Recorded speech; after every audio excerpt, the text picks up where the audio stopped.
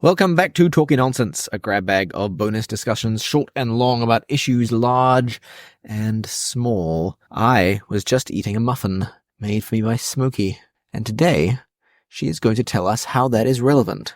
I actually wrote this some time ago and wasn't planning to use it until the food season, but it came up on Facebook, and I thought that rather than posting a long comment to the woman with whom I was discussing the issue, I would make her listen to a whole podcast instead. So here we are. Something you hear a lot in culinary circles is the statement, cooking is an art, baking is a science. Or the other way it's put is, baking is chemistry. And I am here to have more thoughts about that than is strictly necessary. And I get why people say this. It's not entirely wrong. Baking is, comparatively speaking, fussy. You can make a stew just by chucking together random veggies from the fridge, no measuring, slosh of this, slosh of that, and it'll generally be fine. For example, the stew that we had tonight. I put pickle juice in it. And Morris just kind of chucked some potatoes in, and it was fine. It was good. Whereas you can ruin a cake if you accidentally use a tablespoon of cinnamon instead of a teaspoon. Although I did once save a cake that I'd put half a cup of cinnamon into, but that is another story. So it is a more precision-based discipline in some ways. But still, I don't like the statement. Cooking is an art, baking is a science. And I think it's half true and it's misleading and kind of off-putting and ultimately, in fact, symbolizes much of what's wrong with the world, but we'll get there. So let me explain. Firstly, it's not usually said so much by bakers. It's usually said by cooks, who take a sort of pride in distinguishing themselves from the bakers. And there's this weird kind of semi-macho gatekeepy vibe to it, because the culinary world has this entire industry dedicated to promoting cookery as an art, a sort of a sacred, mystical, primal art. So when you put art against science like this, of course, most people are going to want to be on the side of art. And especially in commercial kitchens, where there's often this kind of anti-intellectualism. You get this strange hierarchy of the real chefs who are all me, fire and flame and meat and big knives and intuition and mad cook-field genius. And then the pastry chef off to the side is seen as this kind of prissy, effeminate science boffin who's just following recipes out of a book, like a soulless automaton using pipettes and beakers. Is this true? Because in The Bear, the pastry guy, he's definitely portrayed as being a little bit obsessive. He gets to the point where he kind of has to take a break from that. Yeah, Marcus is certainly a more... but he's still considered to be kind of a genius. Well, I mean, Carmen is a high-end guy who would appreciate a chef, as he should, because he's not some schmuck. I'm talking about in the kind of the scungier establishments. Right, because even Carmen, there's a lot of science depicted in what he does. Totally. Well, he does more like molecular gastronomy to some degree. Right. But obviously, unless you belong to a very small subset of people, the science boffin thing is kind of an off-putting image that's kind of scary and alien, and it seems very high stakes. Like if you get something slightly off, you could cause an explosion, or at the very least waste butter, which these days is probably more of a disaster. Most people didn't greatly enjoy or even understand chemistry class, and they don't really want to do it over again in their spare time with ingredients they're paid for, and the prospect of definite mess and probable humiliation. So you get perfectly good, keen cooks who say, oh, I don't bake, I could never bake, that's not my thing. In fact, the cook at work, who's great, she won't bake. She thinks she can't bake. And as someone who loves baking, I find she's a professional cook. She's really good too. And she doesn't think she can bake. But she views it as this entirely separate skill set, and a lot of people do. And I think that's kind of tragic. So, are they right? Is baking chemistry? Technically, yes, because the process of baking can be described in chemistry terms. You're creating emulsions and gels and foams, you're coagulating and denaturing proteins, you're strengthening gluten matrices, mixing acids and alkali to create carbon dioxide bubbles. That is chemistry. You can even get cooking chemistry kits for kids using recipes for hokey pokey to illustrate chemical reactions. But, two things about that. Firstly, so is cooking. That primal steak on the barbie cooking is just as reducible to chemistry. You've got your Maillard reactions and your caramelization and your proteins shrinking and relaxing and acidity and enzymes breaking proteins down. You might not think about it in those terms, and most of the time neither does a baker, but that's what's happening under the hood. And second, so what? Like, to say that baking is chemistry is basically just to say that we live on the material plane. We are creatures of matter, and everything we do involves matter. But if I can borrow a rather overused C.S. Lewis quote, what something is made of is not what that something is. Painting is chemistry. Falling in love is chemistry. So what? You can reduce everything to chemistry, and then you can reduce chemistry to physics, and then you can reduce physics to mathematics. And I think you can reduce mathematics to philosophy and philosophy to theology, but none tells me this is not the case. At any rate, if you told most bakers that baking is mathematics or theology, most of them would go, what? Now, I do a lot of baking. It is my thing. I have been obsessed with baking since I was a kid. It is the hobby I've most consistently kept up over my lifetime. And in one of those internet challenge things where they say, if someone had a gun to your head and you had to talk with authority on a subject for a long time, baking is the subject I would choose. So I can say with full confidence that baking is not all that precise. It is an illusion. It is smoke and mirrors. Because here's the thing. Modern industrialization has given us the illusion of precision and control. We can turn our oven on to precisely 180 degrees Celsius and go, thank goodness we don't have to bake in a wood stove like our ancestors. But you know what is shockingly imprecise? Home ovens. How could that be? I turned it to 180. It was exactly. Yep. The dial pointed to the number 180, which means that the oven was at 180. It means that it was occasionally at 180 because the temperature swings wildly around the target temperature as the heating element turns on and off. Not to mention every time you open the door. And there are hot spots and cold spots. Samin Nosrat talks about this in Salt, Fat, Acid, Heat, which is a tremendously good book. At one of her jobs, she had to learn to cook over a fire. And she was really worried about the imprecision of it all until she realized that even with a modern oven in relatively fancy kitchens, she still had to turn things and be aware of the hot and cold spots and rely on her senses to tell her when things were done. No good cook just chucks something in the oven, turns on the timer and assumes it will be fine. You look for color and smell and crispness and so on. You use your senses, and you do that whether you're baking or cooking. You're telling me I'm not a good cook? You check steaks. You wouldn't just go 4 minutes, it'll be done, right? I was thinking about the Sunday evening roast chicken that I make, where it's just exactly the same every time. True, but there have been moments when we've gone, it's a bit pink. Because they're not all the same size.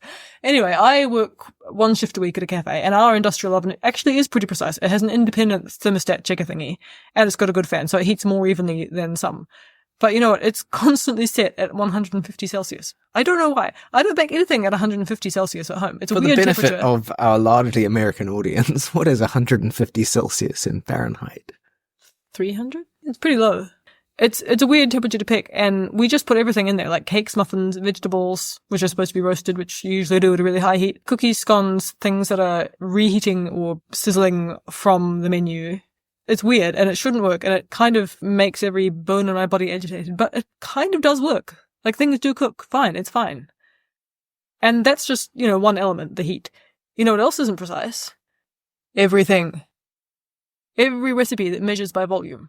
We all know that measuring by weight is more accurate. I do it for some of my recipes. You should do it if you're, inventing recipes, do it by weight. We do not all know this. Oh, well, yeah. I don't do it. What possible difference could it make? Well, a cup is supposed to be 200 grams of sugar, say. Mm-hmm. I think that's right. But if you are just any old schmuck at home and you scoop your cup into the sugar and tap it down a bit and shake it, make it nice and even, you're going to end up with 280 grams in there, okay. Whatever. So, there is a way you're supposed to measure by volume. You're supposed to sort of tap and fluff and scoop. You're supposed to spoon it in and keep it kind of nice and light and fluffy. You're not supposed to always do. Dig the whole cup in. Unless it's brown sugar, because brown sugar is more processed than white sugar because they actually add the molasses back in to white sugar and it gets fluffed up during the process. So you have to pack down brown sugar into the cup. Okay. Like a sandcastle. But see, everyone's obviously going to do that with a greater or lesser degree of force, so you're never going to get exactly right. There is going to be variation, and it's fine. Most of my childhood recipes were done by volume, not weight. I think most American recipes are done by volume. And most people can make them work. I've made recipes 100 times, and I'm sure I never got exactly the same number of grams of flour, and they are fine. It's fine, people. And even if you do measure by weight, that's still not going to be entirely precise. Because do you know what percentage of your flour's weight is water? Because it varies with the humidity of the air. It will vary day to day. Do you know if you're using American tablespoons or Australian tablespoons? Because they are not the same. Do you bother to check if your eggs are the same size as the ones in the tested recipe? Was it even a tested recipe? And if the recipe says 1 cup of Chelsea brown sugar, do you actually go out and pick that brand of sugar? I don't know anyone who does that. Maybe if you're really new at baking and you're really paranoid about it getting it right. But usually you assume that the blogger is in cahoots with Chelsea and you will just use whatever brown sugar you have. And when your great-grandma Edith wrote that you need 1.5 teaspoons of baking soda in her fruitcake, do you think she'd really thought through whether 1.25 teaspoons would be too little? Or 1.5 teaspoons plus a few extra little tiny dabs would be the perfect amount? No, she didn't. She used what seemed like a reasonable amount in a kind of a rounded up, convenient package. And it worked. And nobody ever bothered to change it. And you probably didn't test your baking soda for freshness either, which you theoretically should. And here's the thing. In some recipes, that won't even matter, because sponge cakes often use baking powder or soda as insurance, but the aeration really comes from beating the eggs. So if you do that well enough, you can leave it out completely. And you can actually see this imprecision if you Google a really common recipe, like, for example, chocolate sheet cake. Tons of recipes online. Look up the most popular top-rated recipes, and you'll find like 10 recipes that are almost identical, but they have slightly different quantities of salt or baking powder or milk or whatever. Just one thing's wrong, And yet none of them are wrong. They're all perfectly good cakes that work.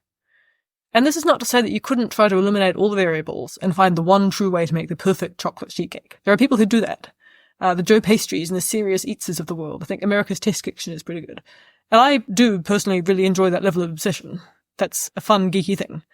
But it's kind of a fool's errand because, for one thing, people will disagree on exactly what a perfect sheet cake is, because tastes and sense memories and cultures just differ on this.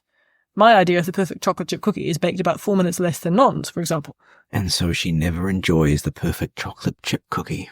Well, if I'm on my game, I will just make some chewy and some crispy. Yeah, it's fine. But also, secondly, you can never really eliminate all the variables. Life is not like that. The month that the cow was milked and what feed she was given will change how that milk is. Even when they try to kind of combine it all and homogenize it and so on, it will be different. And the mineral content of the soil in which the wheat was grown will make a difference. And thirdly, even if you could eliminate all these things and make this perfect recipe, everyone else in their home kitchens around the world couldn't and just would not bother. So, it's a nice intellectual exercise, but it's not really going to make everyone make standard cookies around the world. There is no such thing as a standard cookie. Exactly. I remember baking in the UK when I went there several years back, and everything was wrong. It wasn't bad, it was just wrong. It was really quite surreal. The flour was just a slightly different colour to New Zealand flour, and the desiccated coconut was ground just a little bit more finely than ours is. The brown sugar was like a different shade of brown. Everything was just slightly out of phase. And it was disconcerting, especially as I was making my sister's wedding cake in a strange kitchen, but that's another story. I recall you being disconcerted. It was weird. And it made me realize that every single time I bake from a recipe by an English baker, she wasn't talking about my ingredients. She was talking about her ingredients. It's sort of like talking theology with a Jehovah's Witness, right? The terms are the same, but the referents are different. So I'd been making everything slightly wrong for years. I'd been using the wrong flour, the wrong sugar. And it wasn't just the stuff I knew about, like treacle. We don't really use treacle here. We can get it now recently. It's great. I like it a lot because we can't get decent molasses here. We only have blackstrap molasses. Confused me for years. It's like, why do Americans like this stuff? Turns out treacle's a pretty good substitute. But all the stuff, it was the stuff I took for granted. It was like, the flour, which you assume is the same worldwide. And yet it was good. It worked. I made good food with those recipes. And I really want to emphasize this point because there are people just starting out who get paralyzed by not having exactly the right ingredients or the right sized pan or whatever. I'm not saying nothing matters, I'm just saying a lot of things don't matter as much as you think. Dutched cocoa powder and regular cocoa powder are quite different, but both of them will give you a good cake. I know that because for a long time you couldn't get Dutch cocoa powder here. You can probably use normal sugar instead of caster sugar. Might have to beat it a little bit longer to get it to dissolve if you're making a sponge or something like that, but it will probably work. You can probably use bleached or unbleached flour. You'll probably be absolutely fine with whatever size of eggs you can get your hands on, so don't be scared. Or duck eggs. You can use duck eggs. They're a bit bigger. But you probably will be fine. Now, obviously, if you get into baking and you take it up as a hobby, you will inevitably learn some of the science behind it. And that's not a bad thing. That's helpful. Happens with cooking, too. But the delightful thing is that this doesn't have to make you more rigid and precise. I mean, it can if you want, but it can also free you up to adapt and improvise. And this is what the cooking as art, baking as science people don't understand. There is tremendous room for improvisation and creativity in baking. It's like anything. Once you know the rules, you can break them. So, say you're making a perfectly boring yellow cake, a pound cake, maybe. I like pound cake. Ah, you like my pound cake? Because it's a sour cream pound. I do not believe your pound cake is boring. Exactly. Well, okay, so many pound cakes are boring because they're a little bit dry. So what should you do? You should add some sour cream because you have learned from experience that a bit of extra moisture and a bit of acidity will make it more tender and more delicious and more moist. But, okay, so you don't have sour cream, too expensive, use yogurt. You don't have yogurt, you can use buttermilk. You add a buttermilk, or, again, New Zealand don't really have it here, you can add some lemon juice to milk and you leave it for a few minutes to curdle. You don't have lemons, you can use vinegar. You're dairy-free, you can make the buttermilk with coconut milk or coconut cream or any of your million alternative milks. You don't have milk at all. Milks. Yeah, they'll probably work, honestly. You can't milk an almond, little Smokey. You can't. You don't have any milk, but you want to use real milk, where you can add a tablespoon of milk powder to your dry ingredients, or toasted milk powder if you want that malty caramelly flavour. And now you can just use water, except that this is a good opportunity now to add extra flavor. So you could use coffee or orange juice or the leftover syrup from a can of peaches, and if you do that, maybe take out a few tablespoons of sugar so it won't be too sweet. And hey, peaches go well with cardamom, so maybe you can shake a bit of that in. And you know what goes well with spices? A streusel topping. So you chuck some butter or coconut oil in a bowl with some oats and some flour if you want, and some spices and nuts if you have them. Don't need to measure. Sprinkle it on the top of the cake, or put it in the middle like a ribbon. If you're doing a ribbon, maybe add a ribbon of cream cheese with that as well, and you can put that in plain. You can add an egg or some sugar and vanilla. Again, no need to measure. This is baking, right? This is improvisational. This is jazz. This is fun. Now, some people would call that thinking like a cook, but what it really is thinking like the pre-standardization bakers. Standardized recipes are pretty new. Eliza Acton popularized them in the 1800s, and then Mrs. Beeton stole her recipes and got the credit. But there were recipes before that, but they were distressingly vague. They said things like butter the size of an egg, or as much flour to moisten, or, make the batter up in the usual way. They relied a lot more on hands-on oral tradition passed down from baker to baker. And I think it's interesting that it wasn't until society became a lot more fractured during the Industrial Revolution that really precise recipes were seen as necessary. As an interesting note, while the quality of various ingredients varied wildly back then, the prices were much more reliable today because a lot of recipes referred to quantities by price, as in sixpence worth of raisin. That's because they still had the gold standard, and so inflation wasn't 15% per year. There you go. And this was also the Victorian era where categorization was just an obsession. The Victorians were basically, if it exists, you put it in a box or on a chart and you standardize it. Yes, I don't know how much it would have been the fracturing of society. I don't know how much it would have been the loss of oral tradition, and how much it was just Victorians saw the Industrial Revolution and thought, hey, we should measure everything and do everything scientifically. I think it was a bit of both. People were sort of going further afield than they had previously. I mean, if you think of the American pioneer women, it was a bit later than that. But there were people further away from their parents and grandparents than they'd ever been. There were women going out to work. They would have stayed at home, on the family farm, but now they had to go into the city to work as a maid or in a factory or whatever. You would have lost a lot of the hands-on teaching that you would have gotten. So I think it was both. But the point is, it's not wrong that they standardized things. I mean, it was very helpful for a lot of people, but it's not the only way the world has always worked. Good bakers, like good cooks, use their senses, they use their past experience, they have a base knowledge of how various recipes work, and they use their imaginations to adapt recipes just like cooks do. Now, this isn't always successful, especially when it's done for reasons of health. We all know people who comment on the recipe blogs, saying, I switched the butter out for vegetable oil to be healthier, and I used soy milk and stevia, and it was a funny texture. 2 stars. There's a whole subreddit dedicated to finding these in the wild. It's called r/I didn't have eggs, and it's quite entertaining in a one-note sort of fashion. So you can have zeal without knowledge. But when it's done intelligently, when you actually know the principles of the ingredients, it makes the best recipes. Most of my most successful recipes aren't from a celebrity chef cookbook. They're from like a bog standard crowdsourced site like All Recipes. All Recipes is hideous and hard to navigate. But if you go to the top rated recipe in the category I want, pumpkin bread, chocolate chip cookies, whatever, find the top rated recipe, don't make it, read several of the most highly rated reviews who will suggest changes, which, 600 people will like, use those changes, and then it will pretty consistently be awesome. And it's also tremendously useful for doing things like allergen-free baking. We, fortunately, do not have food allergies, but I have various friends and family who do. So knowing the principles behind baking allows me to change up recipes without having to look up specifically gluten-free, dairy-free ones all the time. You just gradually learn when you can use coconut cream instead of milk or yogurt, and that, you can sub regular flour for a gluten-free flour blend in, say, a lemon slice, something kind of short, something where you don't want toughness and a big gluten matrix, but maybe not so successfully in a scone where the flour is kind of integral to the structure. A scone, if you will. So it's very freeing, and it prevents you from being that person on the baking blog who comments, can this be made gluten-free on every single recipe? Which is largely why I do not have a baking blog. I have encouraged you to have a baking blog. I would be in a permanent state of seething rage if I had a baking blog. Have you ever read baking blog comments? No. Okay, so what you do is, if you have a successful baking blog like Pioneer Woman, I have mixed feelings about Pioneer Woman, but I like some of her recipes, so occasionally I will look something up, and it'll be like, 375 reviews, 5 stars, and they will all be from women saying, this looks delish, yum yum, I can't wait to make this. That's not a review. Like, you haven't made it, don't review it. It does not get 5 stars because you think it looks delish. And then the other half of the comments are people saying, hey, so I'm vegan, therefore you suck. Please make it vegan.